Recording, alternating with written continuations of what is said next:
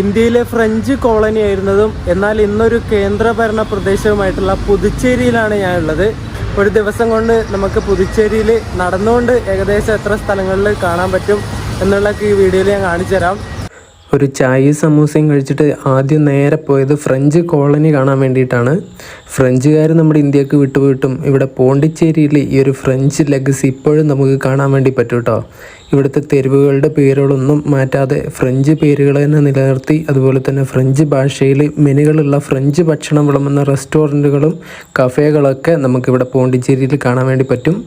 അതുപോലെ French architectural സ്റ്റൈലിലുള്ള വില്ലകളും വീടുകളും കെട്ടിടങ്ങളും കാര്യങ്ങളൊക്കെ ഇവിടെ നമുക്ക് കാണാൻ വേണ്ടി പറ്റും കേട്ടോ. അതൊക്കെ ഭയങ്കര ഒരു ബ്യൂട്ടിഫുൾ ആയിട്ടുള്ള ഒരു സാധനങ്ങളാണ് ഇവിടുത്തെ കുറച്ച് സ്ട്രീറ്റുകളുടെ പേര് ഞാൻ പറഞ്ഞുതരാം. റിയൂ ഡെമാസ്, റിയൂ റൊമൈൻ റോളൻഡ് ആൻഡ് റിയൂ സെഫ്രൻ ആൻഡ് റിയൂ ല ബോർഡോനൈസ്.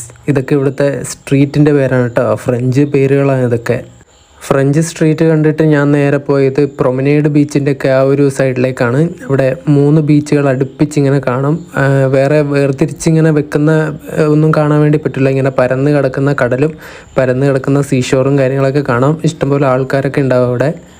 ആ പ്രൊമനേഡ് ബീച്ചിൻ്റെ സൈഡിൽ തന്നെ നമ്മുടെ മഹാത്മാഗാന്ധിയുടെ ഒരു സ്റ്റാച്യു നിർമ്മിച്ച് വെച്ചിട്ടുണ്ട് കേട്ടോ.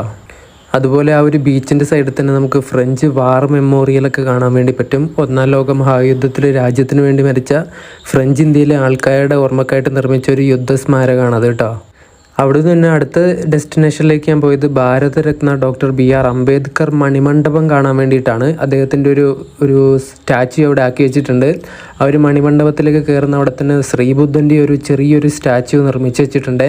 അത് ഭയങ്കര രസമാണ് അവിടെ കാണാൻ വേണ്ടിയിട്ട്. പൂക്കളും കുറച്ച് പൂന്തോട്ടങ്ങളും കാര്യങ്ങളൊക്കെ ആക്കി വെച്ചിട്ട് നല്ലൊരു അടിപൊളി ഒരു മണിമണ്ഡപമാണ് അവിടെ ഉള്ളത്.